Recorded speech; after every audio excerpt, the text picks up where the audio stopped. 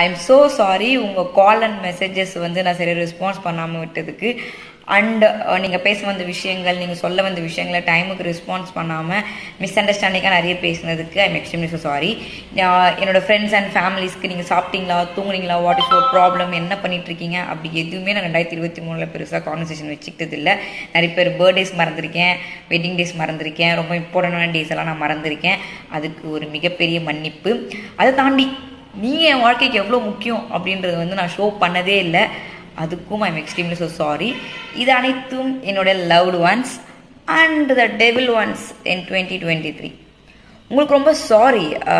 ஏன்னா நீங்கள் என்னை இவ்வளோ பண்ணதுக்கு பதிலுக்கு நான் ஒன்றுமே பண்ணாமல் விட்டேன் பார்த்தீங்களா, அதுக்கு சாரி.